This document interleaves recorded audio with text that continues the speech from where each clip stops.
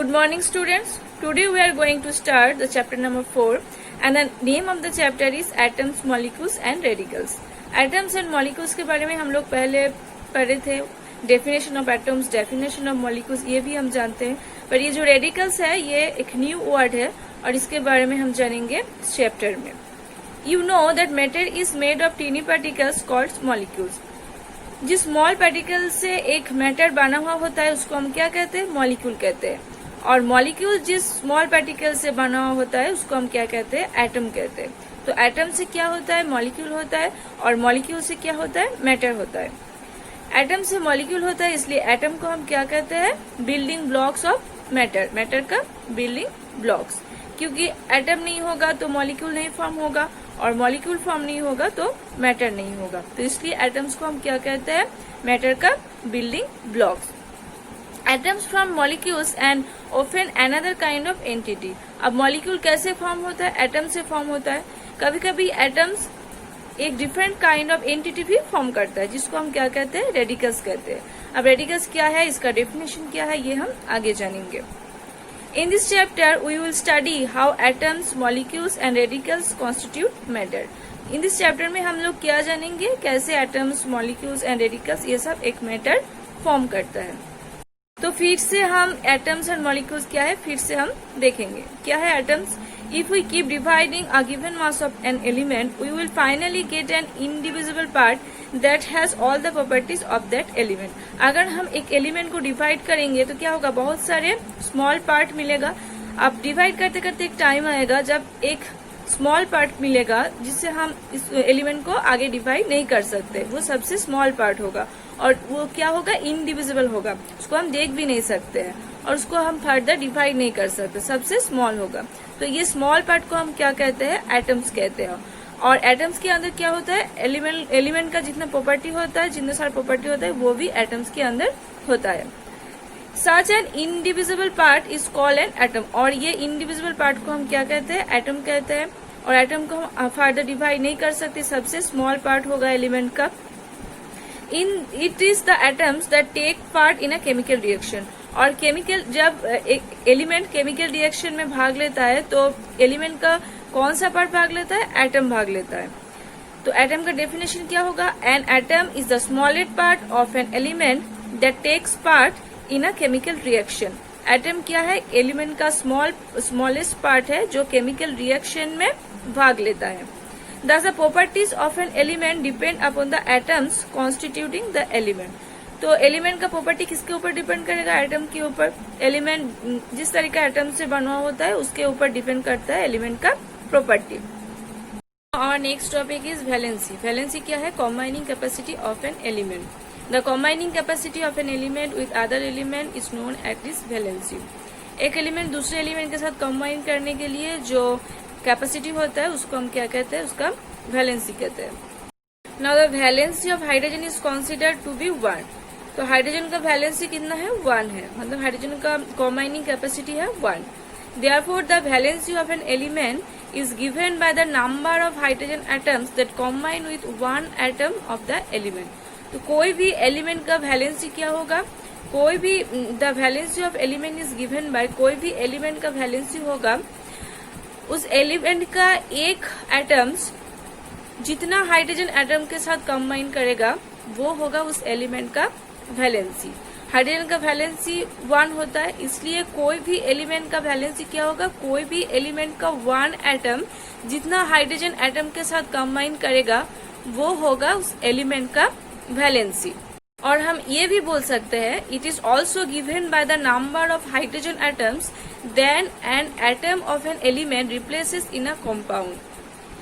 कोई भी एलिमेंट का एक एटम एक कॉम्पाउंड में जितना हाइड्रोजन एटम्स रिप्लेस करता है उसको हम कह सकते हैं उस एलिमेंट का वैलेंसी.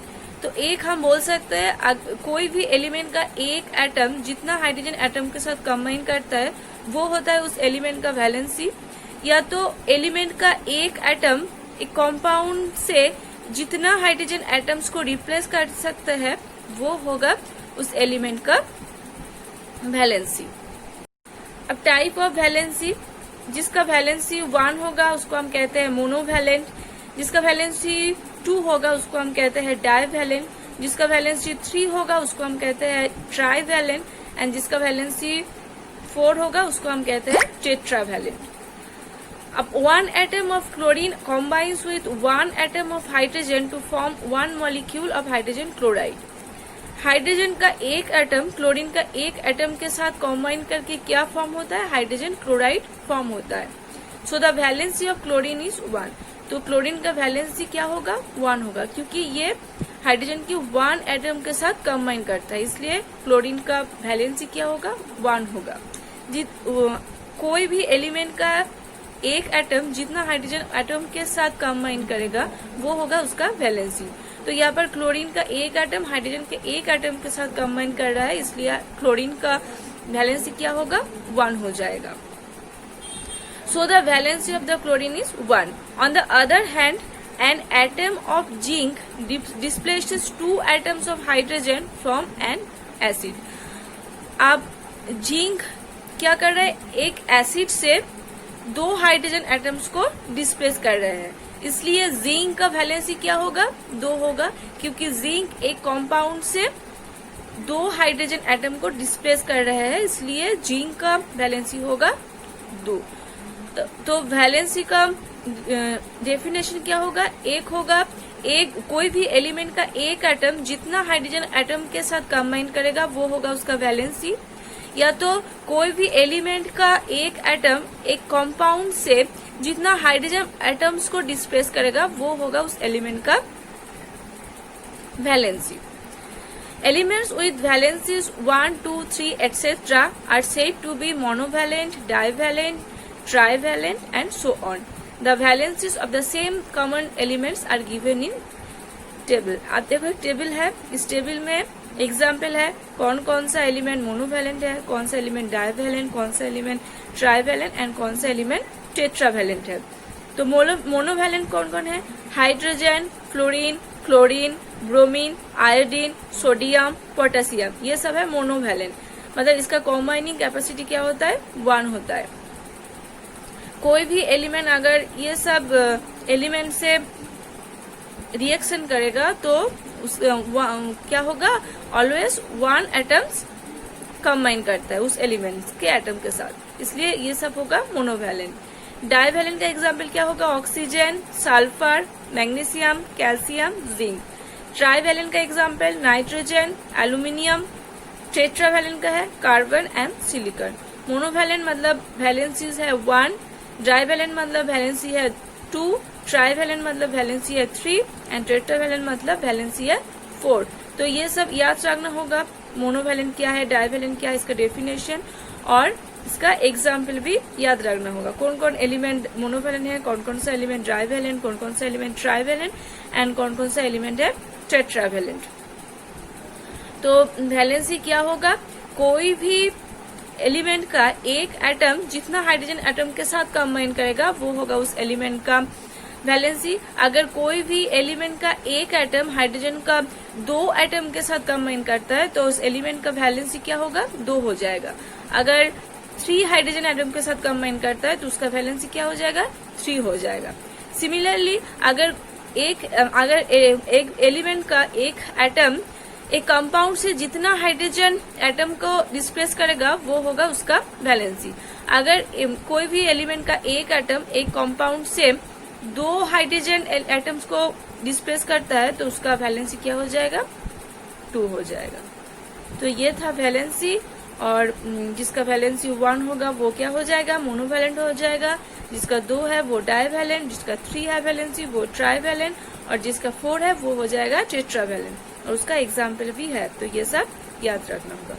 मॉलिक्यूल्स, तो मॉलिक्यूल्स क्या है? Atoms usually do not exist independently and tend to combine among themselves to form molecules.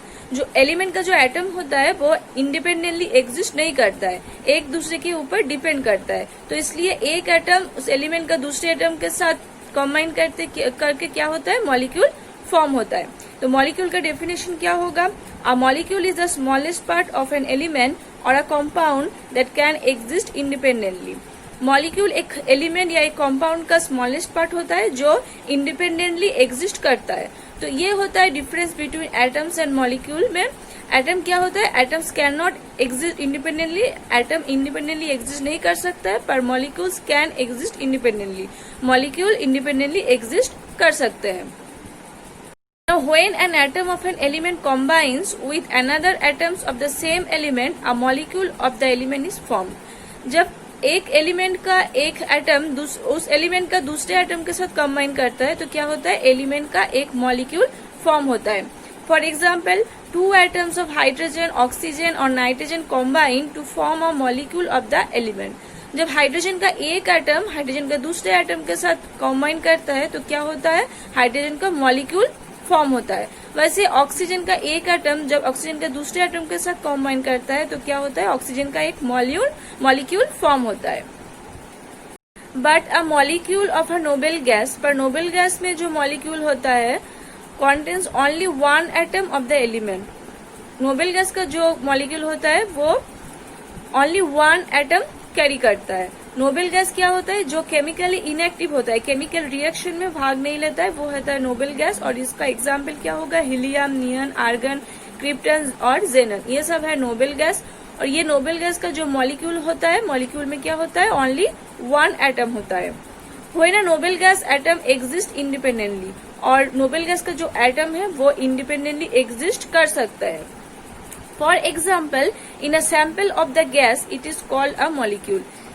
Gas का इन अ सैंपल, एक गैस सैंपल में जो एटम्स को हम क्या कहते हैं, मॉलिक्यूल कह सकते हैं।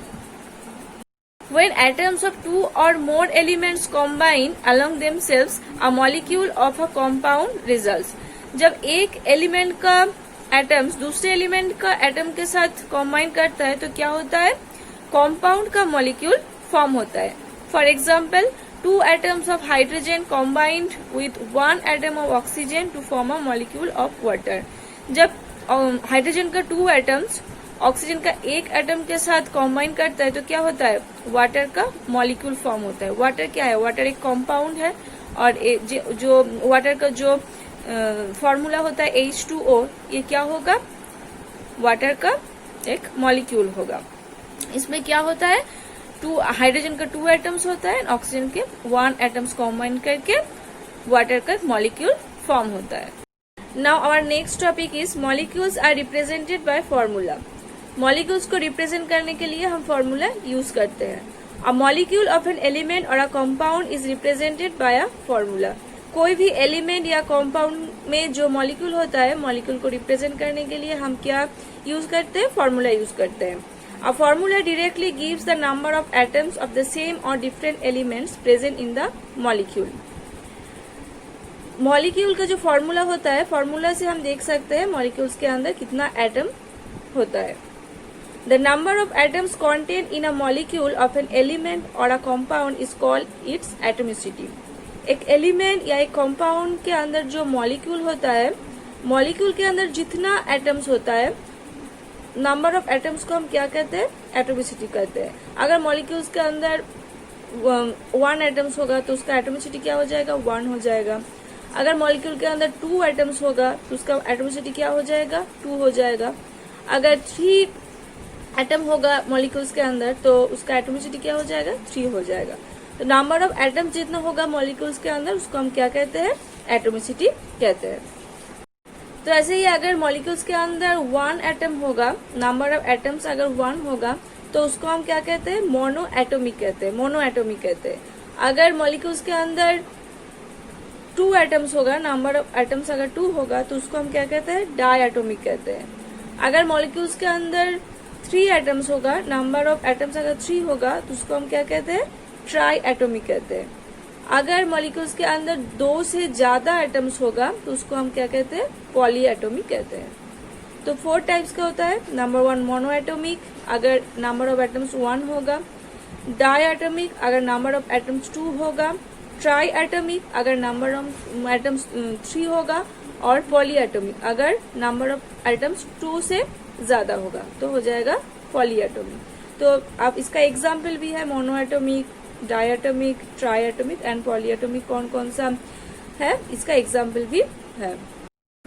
तो पहले देखो मोनो एटोमिक। मोनो एटोमिक है जो नोबल गैस होता है, नोबल गैस के अंदर क्या होता है, नोबल गैस के अंदर, नोबल गैस में जो मॉलिक्यूल होता है, मॉलिक्यूल के अंदर नंबर ऑफ एटम्स क्या होता है, 1 होता है। तो इसलिए इसको हम क्या, जो नोबल गैस होता है उसको हम क्या कहते हैं, मोनो एटॉमिक कहते हैं। और इसको हम ऐसे रिप्रेजेंट करते हैं, हीलियम को He, नियोन को Ne, आर्गन को Ar, क्रिप्टन को Kr, जेनॉन को Xe। तो ये सब जो नोबल गैस है इसके अंदर 1 एटम होता है, इसलिए ये मोनो एटॉमिक। अब देखो डाई एटॉमिक, डाई एटॉमिक क्या होगा, hydrogen, nitrogen, oxygen, fluorine, bromine, iodine, ये सब के अंदर नंबर ऑफ एटम्स है 2, इसलिए ये सब होगा डाई एटॉमिक। और इसको हम रिप्रेजेंट करते हैं H2, N2, O2, F2, Br2, I2। ये सब क्या है, मॉलिक्यूल्स है। हाइड्रोजन का मॉलिक्यूल्स H2 पर इसका नंबर ऑफ एटम्स क्या है, 2 है। नाइट्रोजन का मॉलिक्यूल्स है N2। ये सब मॉलिक्यूल्स का फॉर्मूला है, पर मॉलिक्यूल्स के अंदर कितना एटम्स है, 2 एटम्स है, 2 एटम्स है, इसलिए हम इसको ऐसे रिप्रेजेंट करते हैं H2, N2, O2, F2, Br2, I2 ऐसे। अब देखो ट्राई एटॉमिक, ट्राई एटॉमिक का एग्जाम्पल है ओजन। ओजन मॉलिक्यूल्स के अंदर कितना एटम है, 3, इसलिए इसको हम ऐसे रिप्रेजेंट करते हैं O3। Tetra atomic, tetra atomic, tetra atomic जो सल्फर एंड फास्फोरस है, फास्फोरस को हम लिखते हैं P4, मतलब इसके अंदर 4 एटम्स है और सल्फर के अंदर है 8 एटम। तो इसको हम कहते हैं पॉली एटॉमिक, 2 से ज्यादा एटम्स है, 2 से ज्यादा अगर एटम्स होगा तो हम कहते हैं पॉली एटॉमिक, इसलिए ओजन, फास्फोरस एंड सल्फर ये सब हो जाएगा पॉली एटॉमिक। तो there are 4 types of atomicity, mono atomic, di atomic, tri atomic and होगा पॉली एटॉमिक। मोनो एटॉमिक का example helium, neon, argon, krypton, xenon. Di atomic का hydrogen, nitrogen, oxygen, fluorine, bromine, iodine. Tri atomic का है ozone and ये tetra atomic, octa atomic ये सब नहीं होगा, ये होगा पॉली एटॉमिक। पॉली एटॉमिक का एग्जाम्पल क्या होगा, फास्फोरस, सल्फर, ओजन, ये सब होगा इसका एग्जाम्पल। तो ये 4 टाइप का याद रखना होगा, mono atomic, di atomic, tri atomic and poly atomic, और उसका एग्जाम्पल भी याद रखना होगा। जितना एटम्स होगा मॉलिक्यूल के अंदर ऐसे हम फॉर्मूला यूज करेंगे। हाइड्रोजन के अंदर 2 एटम्स है, इसलिए हम क्या लिखते हैं H2। ओजन के अंदर 3 एटम्स है, इसलिए O3। फास्फोरस के अंदर 4 एटम्स, इसलिए P4। ऐसे हम फॉर्मूला यूज करते हैं। Okay students, that's all for today. Next दिन हम जानेंगे फॉर्मूला ऑफ कॉम्पाउंड्स, कॉम्पाउंड्स का फॉर्मूला कैसे हम रिप्रेजेंट करते हैं। That's all for today, thank you.